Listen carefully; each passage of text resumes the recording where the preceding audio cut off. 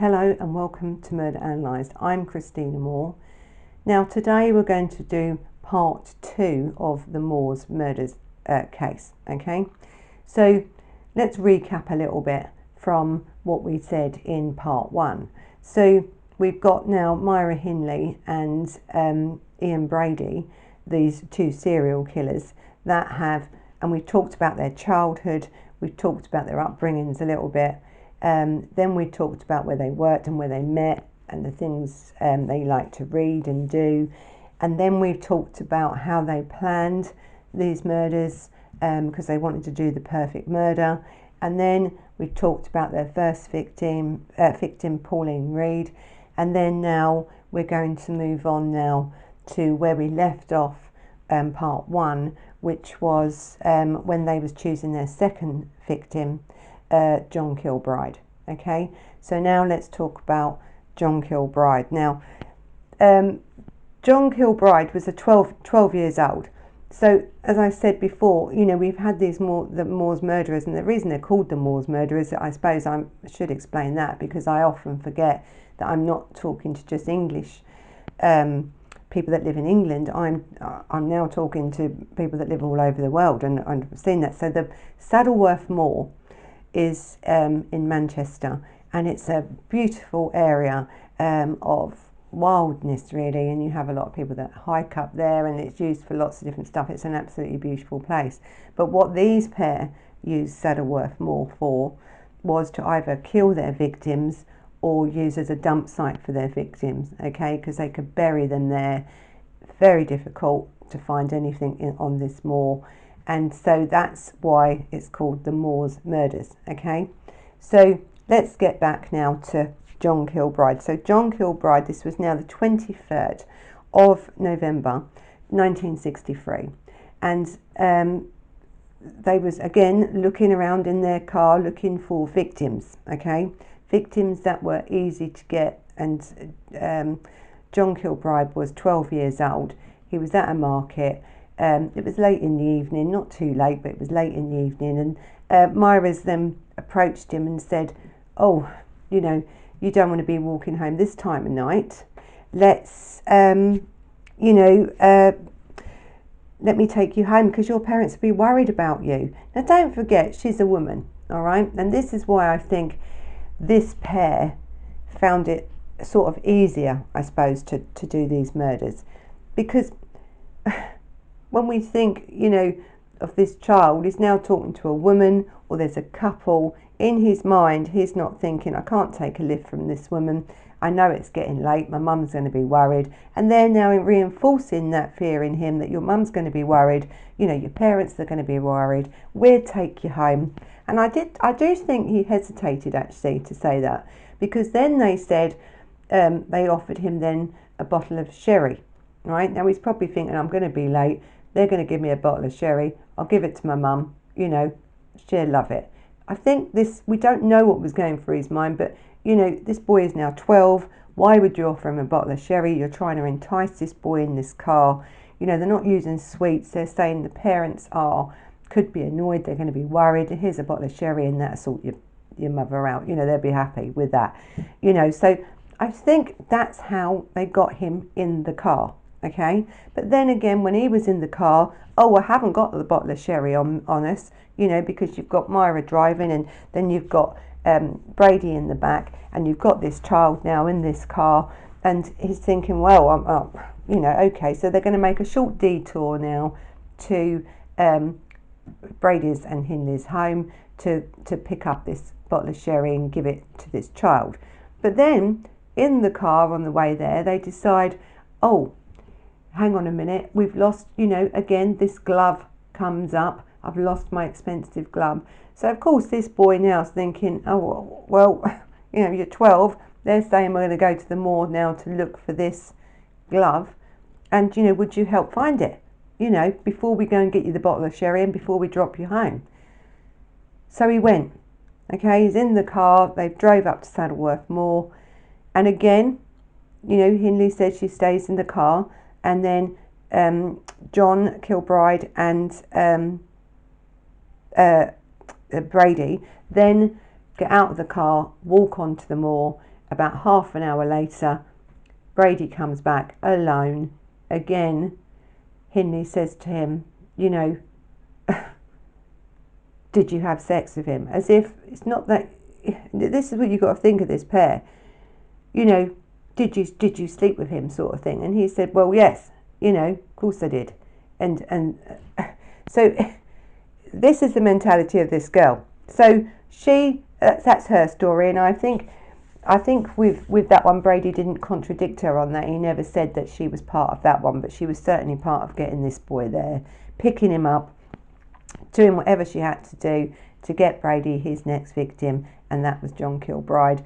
And then he was sexually assaulted, and he was then strangled and then buried on this moor. Now, we will go to the... You have to wait till later on to find out how long it took to find these children. But anyway, he's done this. Now this has been done. And again now, you know, again, this is November 1963. We've got now another child missing. His parents are frantic. They cannot find this child. You had 800 people looking for this child. You had the police out. You had everybody out. And again, in this day and age, there wasn't CCTV camera. Again, we have now another young child that's literally just disappeared without a trace. He's gone. Because these people are now getting quite good at what they do. Remember, they're planning it. They want to do the perfect murder, right? So this is what they're doing. Again, they buried him, they took the shovel and all this. Everything they've done the first one, they've planned it and done it again to this boy. So now we move on to June 1965, right? So this was November 1963. Now we're looking at June 1964, sorry. So in June 1964, Keith Bennett. Now Keith was walking towards his grandmother's house, okay? And again, he was 12 years old at the time of his death. So he was walking to his grandmother's house, and who then spots them as they're driving around for their next victim? Myra Hindley and Ian Brady. So they pull over, okay, and they ask the lad, can he help them with some boxes, okay, because they said they had these boxes and that, you know, they needed to load them up to the car and unload them, and could he help? Again, we've now got this young lad who's now got into their car, because they're very persuasive people. They're manipulating people. They sort of now understand how a child's brain works, I suppose, in a way that it's easy for them to get their victims into this car. The boy is now in the car. Keith is now in this car with this pair of murderers. And again, Hindley says, oh, could you help me? You know, help us find my very expensive glove, which I think I've left it on Saddleworth Moor. So we don't know what this boy is saying. This is what they're saying happened. But I can't see why a young child, you know, who's going to his grandmother's, is helping these with the boxes. Is going to then help them unload these boxes at the house. They probably offered him money, whatever they've offered him. He gets in this car. He's took to Saddleworth Moor now to find this, again, this elusive glove that she uses to lure these children up onto the moor. And then, of course, Keith then again gets out of the car with Brady. And to tell the truth, this murder took so long for them to admit anyway that there's not much evidence, or there's no evidence, but there's not much you can go on. But we do know that he was probably had the same death as the others, where he was then sexually assaulted and then again strangled. I think this time it was with a piece of string. So, and this is the same then what happened with John Kilbride. Now, when they've done that, so we don't know whether both have done it or just he has done it. We don't know, right? But what we do know about Hindley is that she, you know, enticed these children into this car. She made them get in that car. She knew what was going to happen to them kids the minute they got to that moor. Whether she was involved or not in these murders of these two boys, we don't know. right? But what we do know, she's as guilty as him because of what she's done, okay? Leading up to that, including all this planning and picking him up. That's what she's done. So then, that's then in the June of 1964. Now, this next murder takes place on Boxing Day, which is the 26th of December 1964, okay? And you had this beautiful young girl called Lesley Ann Downey, okay? She was 10 years old.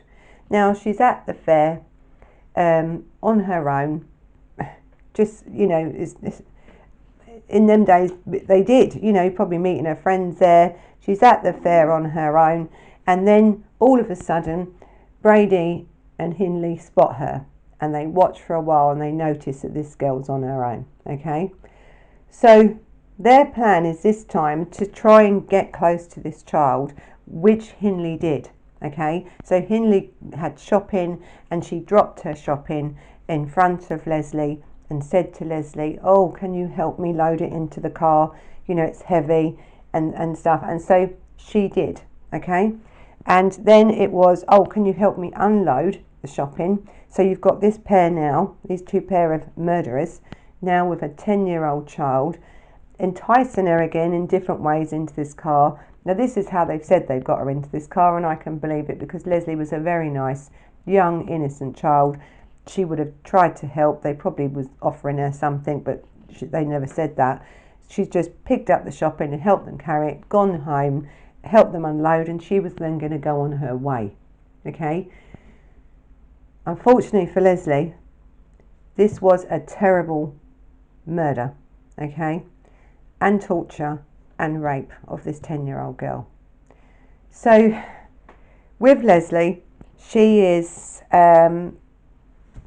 taken into the home of Myra Hindley and Ian Brady, the home that they shared with the grandmother, her grandmother.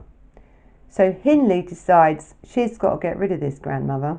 So she takes her grandmother to relatives and tells them, you need to keep her overnight because I need a break. I don't want her back until tomorrow. I'll pick her up tomorrow, right? So now, they now have this child. They now have an empty house because they've got rid of the grandmother to the family relatives. So now this child is took upstairs into the bedroom where she is raped, where she is then photographed, because don't forget in part one I said to you that they liked their photography and he had the, you know, the dark room. So now we sort of understand why now his fascination for photography and for, having the negatives and doing everything he wanted to do in his dark room, because he couldn't have sent them off to get processed, these sort of photos. He would have been arrested instantly. So he now is using all the equipment, again, part of the planning so no one gets caught, to now take pornographic photos. I think he took 9 pornographic photos of Lesley Ann Downey. And he also then recorded a tape of her, a 16-minute tape of her being tortured and begging for her mother, okay? Now, at this time, Hindley said she was no part of that. Yes, she had brought Lesley Ann down and she'd got her to, to the house and everything, but she had no part in that, okay? And at that time, I suppose when she was first, arrested, when they were first arrested, there was clear evidence that she did, okay? Also, Brady had actually said that she is the one that murdered Lesley Ann Downey. Now, the next morning, after this rape, torture, pornographic photos taken, an audio recording of this child, 16 minutes long, this child was then took to Saddleworth Moor. She was then buried in her socks only. The child was completely naked, only had her socks on, and her clothes were folded up and put down by her feet. Again, this perfect murder. Again. So now where they've left their shovels and everything ready to dig this holes, they've cleaned up the site, made sure they've got nothing that's going to incriminate them. on this site and make sure they've left no evidence there at all. They then got in their car and gone home, right? So and lived life as normal, right? So that was in the December, okay? So then we have on the 6th of October 1965, so quite a big gap here. And, you know, we'll come to that later because there is quite a big gap. Again, they were driving around and I think Brady used to like, you know, one of his spots was to look for at Manchester Central Station. He like look for victims there. So of course Myra would drive him around and wait outside, and he'd go in and have a look around, you know, for victims. But I think I'll say it now because Manchester Central Station comes into this again later on in this case. Comes into it. So remember that. So he's looking for a victim, and then all of a sudden she's sitting outside in the car. She's waiting for Brady, and then Brady appears with the next victim, right? And this would be their last victim, you know, for what we know. Anyway, but this was their last victim, 6th of October 1965. His name was Edward Evans. He was an apprentice. He was a nice lad. He was just, you know, getting off a train. He's you know, spoken then to Brady, who comes across, and don't forget, this man comes across as intelligent, as someone that is personable, that, you know, again, took in, is very manipulated. Come back to mine. I've got a bottle of wine. Let's have a chat. You know, let's have a chat about books. Let's do this, that, and the other. I can imagine what he's saying to this boy, right? This boy is now 17, right, at this age. So, you know, now he's changed their tactics. There ain't no lost glove on the moor. You know, there isn't, oh, help with boxes. Now it's, oh, come back to mine, let's have a drink. Okay, so they would change with the circumstance, and they would also change their MO depending on what the child's age was or what they had to do to get this child. So, you know, Edward was only 17. He was a slim lad, very nice lad, big smile, very happy boy. And he's walked out then of the train station and come over to Hindley's car and introduced Hindley, Brady has, to Edward Evans as his sister. This is my sister. She's going to give us a lift. She'll come back to the house with us. Again, making this boy feel safe. We've not just got a man now that I'm getting in a car with. He's got his sister with him. It's all planned. All planned. It's a psychological thing to take the fear level down in the victim. That's really what it's about. So now they've gone and back to the house, and they're sitting drinking wine, and then Brady says, right, go and get, and we've said this name before, and I said he'd come up again, and he did. So go and get David Smith. Now, in the middle, let's go back now to in the middle of these murders, okay? In the middle of these murders, right, we have now Maureen Hindley marrying David Smith.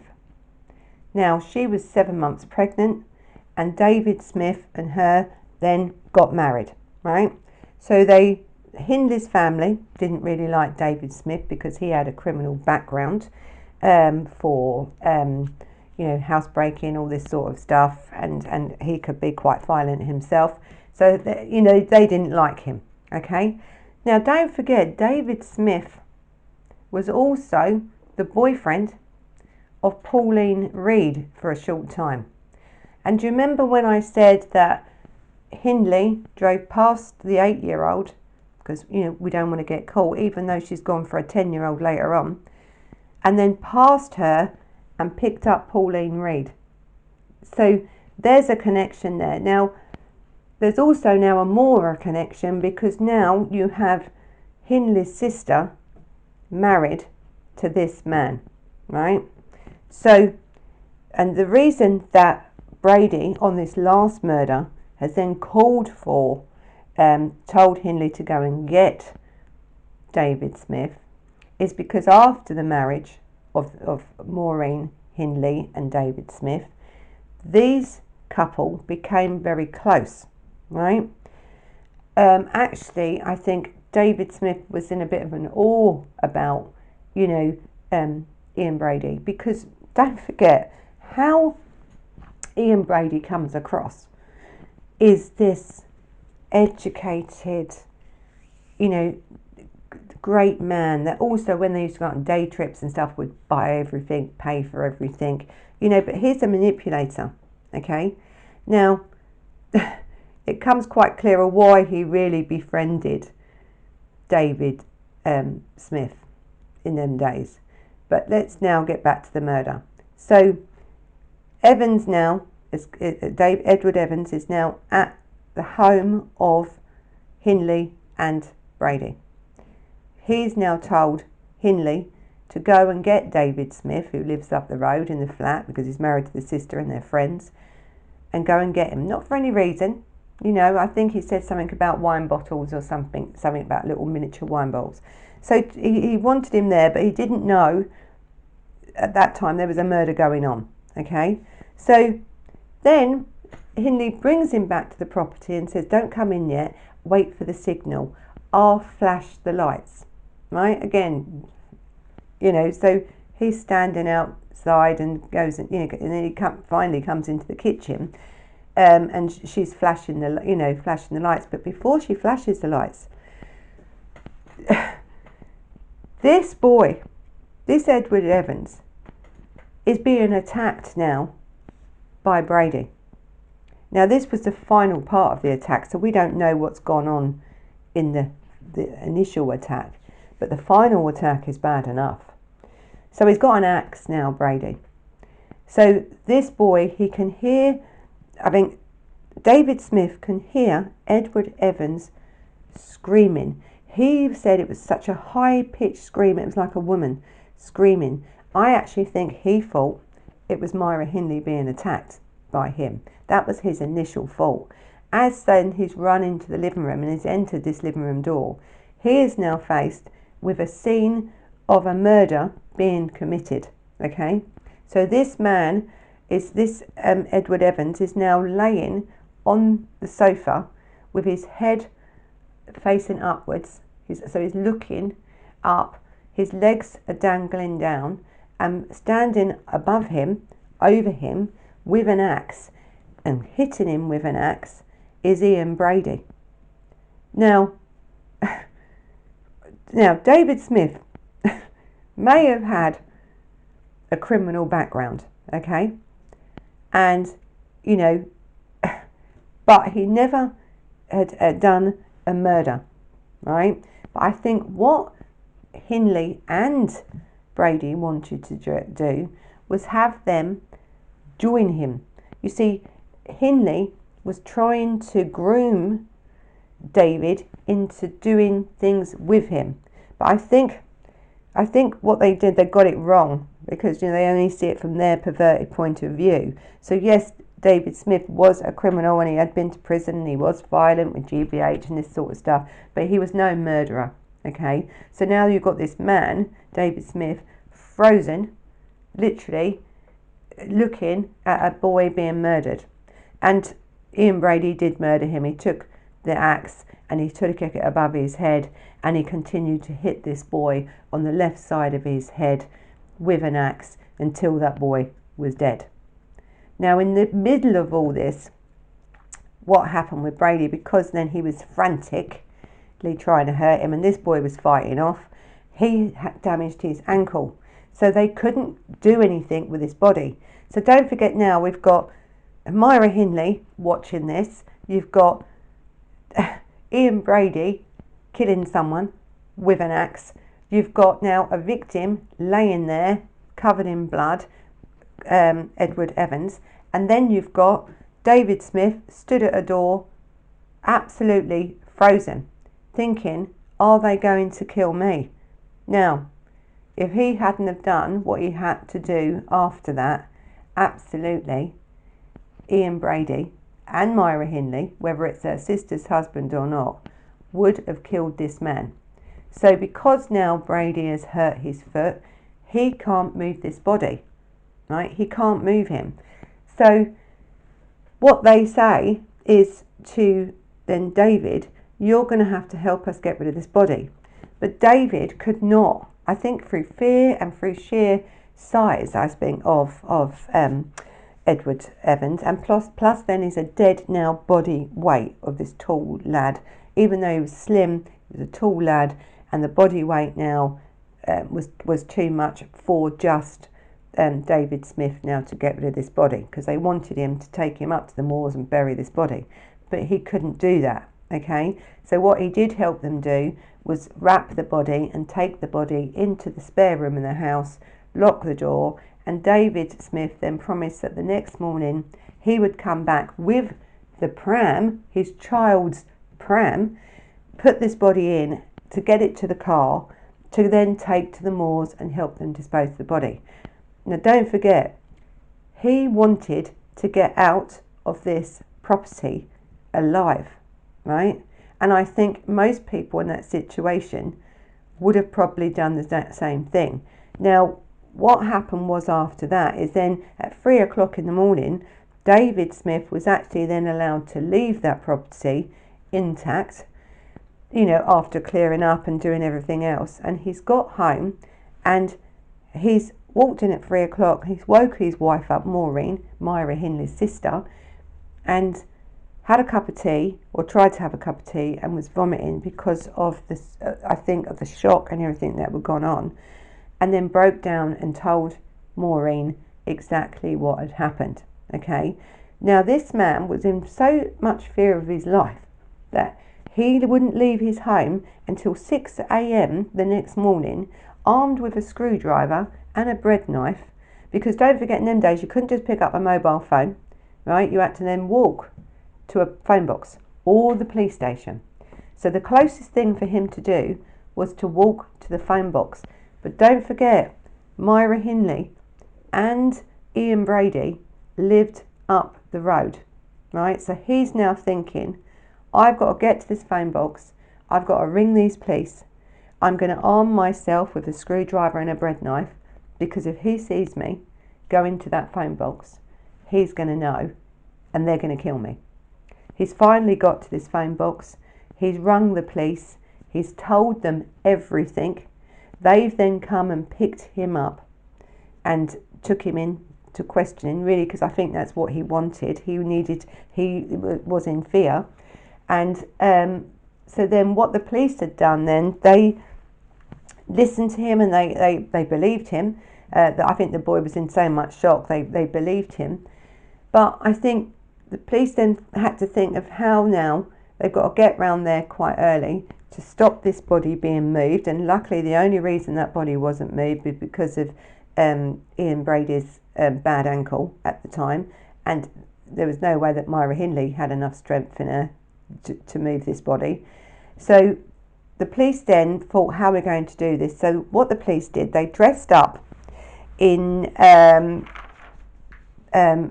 like, I think it was bread delivery overalls, because in them days you used to have your milkman, your bread man and all this. And they went dressed like that rather than being dressed like police officers. One, because they knew that there was, as Hindley had had previously, they had guns. So you in them days, and I mean even today our police are not armed. We have certain armed police, but they was never armed. A truncheon in them days was all they had. You had no chance against someone with a gun.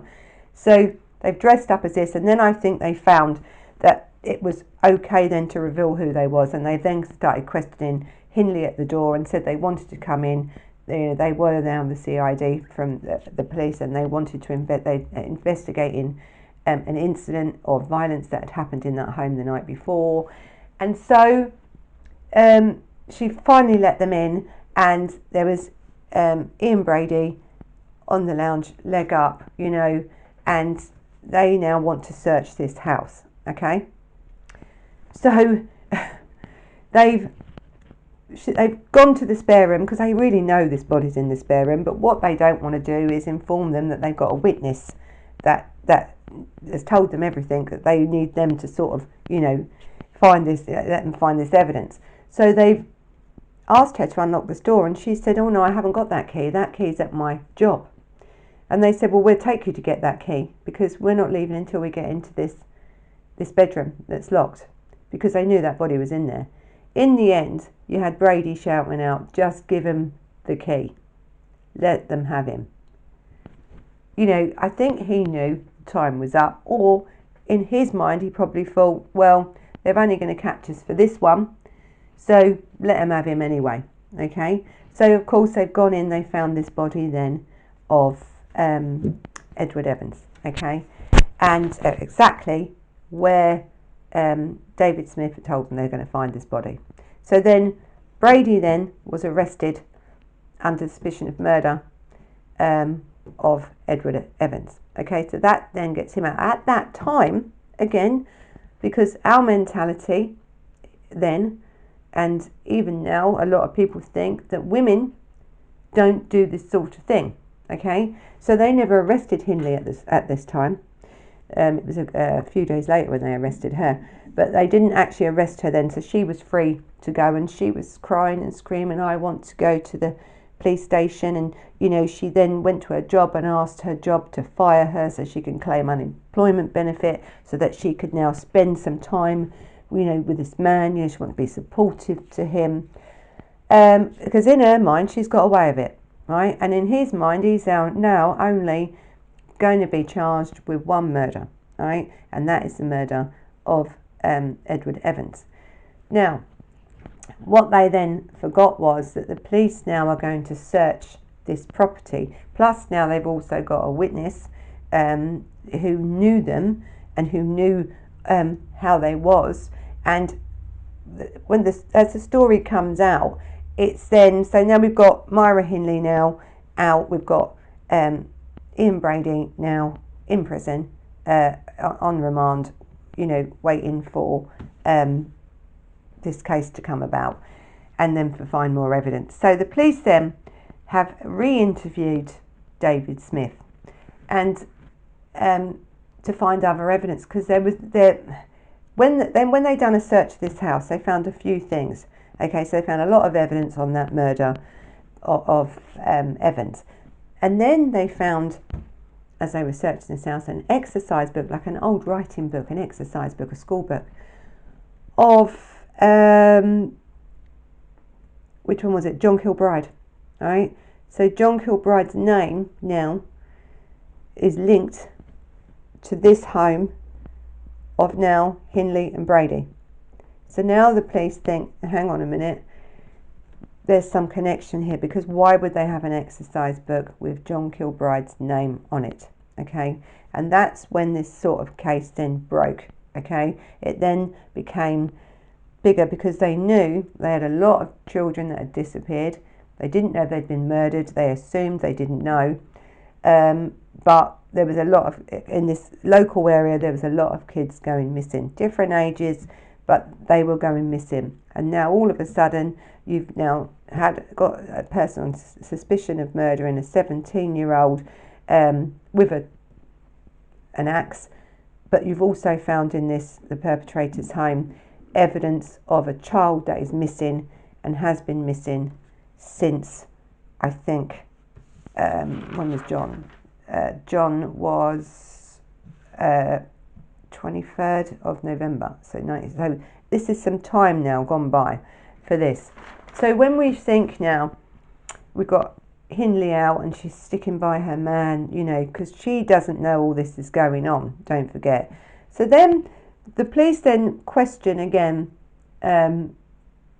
David Smith, because there was a relationship there. You know, this is now someone that these people felt comfortable enough to commit murder in front of you, okay? So the police sort of understood this and sort of wanted, not that they thought he had anything to do with this murder, because it was clear he didn't, but they wanted to know more about, because they wanted to try and find this child, right, that they'd now found this name of, John Kilbride. And I think what then David Smith told them was, well, over a few months, Hindley and Brady had been taking them out, this, that and the other, and they've been talking about different books. And then Brady had also lent David some books which he thought could be incriminating. And I think David Smith had to be quite honest, because what then the plan was with Hindley, Brady and then Smith was, let's do armed robberies. Now don't forget, the fault of doing armed robberies was back when they first met. You remember she went off and she done shooting and, you know, learning to shoot, this sort of thing, even though she was a terrible shot. Then again, Brady had never touched a gun, it wasn't going to be him. But now they found in Smith someone that they thought did have enough guts and go in him to do this robberies, right? So this is why we now find out that Brady really looked after Smith, you know, encouraged him, this and that, because he was using him the same as he used everyone in his life. He was now using him. And then in this interview with the police, Smith told the police that Brady kept stuff like that, things that he didn't want people to see. So I don't know what else was in this suitcase, but he kept these books and stuff in this suitcase because fear of incrimination. Okay, so you know, he may have been arrested and they're going to find these books. So now the police are thinking, well, we haven't found any evidence of anything else in this property, so maybe he's put it somewhere else, because they didn't find a suitcase at all. So what they do is they research the house now, right? And I think by this stage, I think because they found now the book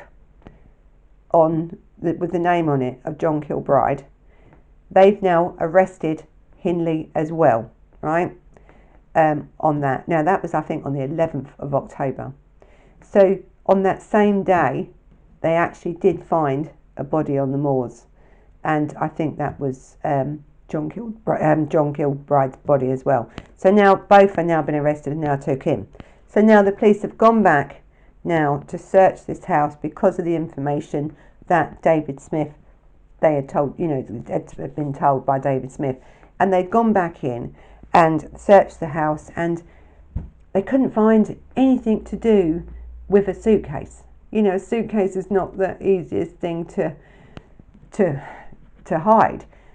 And they was going through different things, and they found a prayer book and of Myra Hindley's, and in this prayer book was a slip, a luggage slip for Manchester Central Station luggage holder thing. So they thought, right, this has got to be where this suitcase is, not knowing what could be in this suitcase. Okay, they didn't know. They've gone then to get this suitcase, found it, it was there, used a ticket, got it, took it back. I think there was more than one suitcase actually, but anyway, they got this one suitcase which had a lot of evidence in it, and the evidence was that was in this suitcase did relate to some murders. Okay, and the main murder it related to was the Lesley Ann Downey's murder, because it was in there that they found then the photographs, the pornographic photographs where she had been made to pose in sexual positions. They then saw that she was naked, only with a pair of socks on, and that she had a scarf tied around her mouth and her face. And then they found lots of different stuff, different outfits, you know, dress-up outfits that this pair used. But they also found the audio tape, right, of the murder, torture, rape of Lesley Ann Downey on it. It was 16 minutes long. Okay, I don't think that tape will ever be released, and nor should it. No one would want to hear it. Just hearing enough about it, you know, it makes your skin crawl. But and in that audio tape, you can hear Myra Hindley. So Myra's story is, yes, she's abducted this child. She's then, you know, she was downstairs while he was raping her and sexually assaulting her and torturing her and whatever else he was doing to her and taking photos of her. And then she came upstairs to run Lesley a bath and that's when she came back in and he'd murdered her. Nonsense, absolute nonsense, because on this tape now it proves she was a liar, okay? And then you have Brady also saying that she actually murdered Lesley Ann Downey. And to tell the truth, the both pair of them are liars and this, that and the other, but usually when it comes to the murders, you know, you can sort of be sure that's what they've done. So anyway, so that's the murders, okay, of them, and the investigation then continues on now to look for and find these bodies of these children, these other missing children, and then the trial starts. So they have gone to trial, okay, and on both of them, and they had gone then to Crown Court because they had to. And I think when they was arrested, it was 1965, so then they was on remand, okay, both of them in two different prisons, and they never really saw each other again after they was arrested. That was them done, apart from they was in courts and stuff, that was it. But when they was arrested and held on remand and waiting now for this trial to begin, because it was a big trial, they needed evidence, they needed lots of stuff. The death penalty in this country was coming to an end, okay? And while they was on remand, it did. They knew when they got to trial, the death penalty had been taken off the table. So now we do have, I suppose, what Brady and Hindley always wanted are these perfect murders. One, because his bodies have not been found, or not all of them have been found, and we'll go through that in the next video. We also now have that they'd got away with murder for quite a long time. We now have come off the table the death penalty, because now that's been abolished in this country while they were on remand, so they're not going to be hung by the neck until they're dead. They're now going to serve prison time. So there was a lot going on for Hindley and Brady, and plus they pleaded not guilty.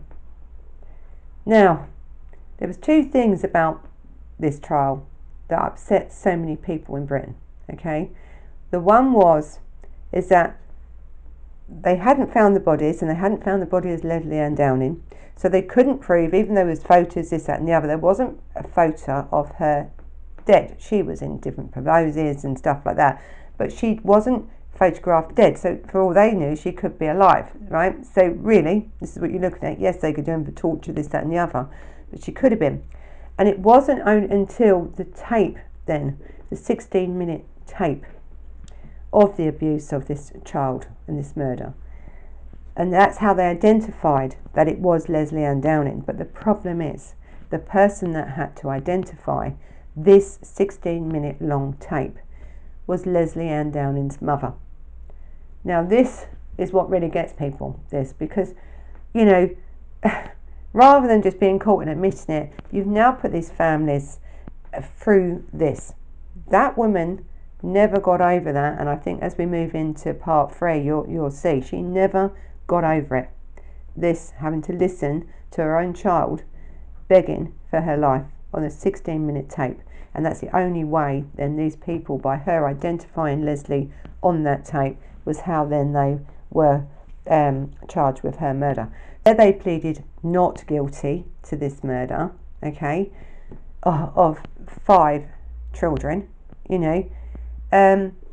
All this evidence was then put out really to a whole courtroom, and this courtroom, I'll tell you now before we really get started on the next one, sobbed when this evidence, because this tape and these photographs and these descriptions of the murders were now out in the open, right? It was now on record, on court case file, what happened to these children, okay?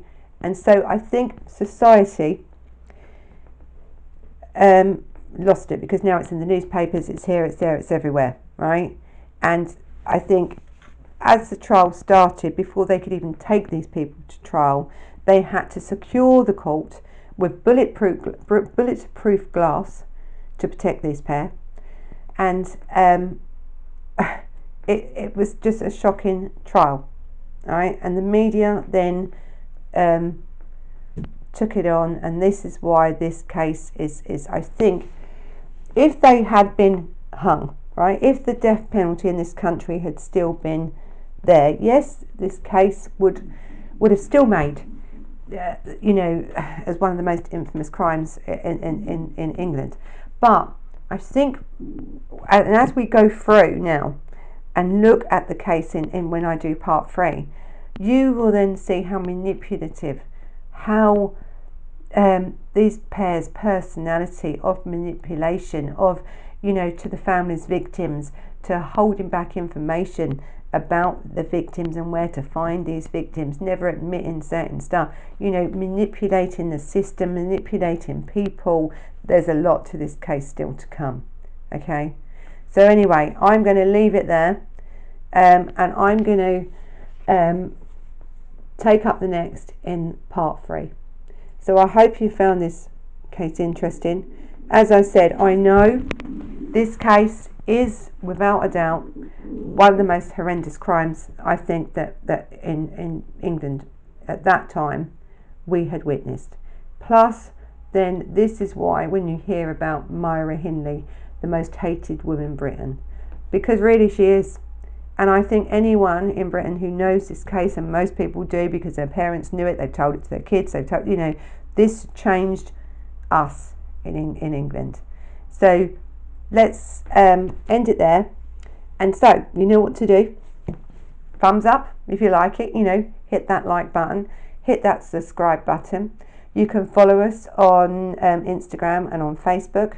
Now I think Lacey has put this thing up in the corner, you know, the Murder Analysed or the MA sign, and you can click on that and you can subscribe to us from that way. So thanks for watching. Okay, so I do say, you know, let's have a chat about murder, meaning let's have a chat about murder. And so you can leave all your comments and we will get back to you and we can have a chat about murder. So this has been the Moors Murders Part 2, and thanks for watching. So until the next time, bye bye.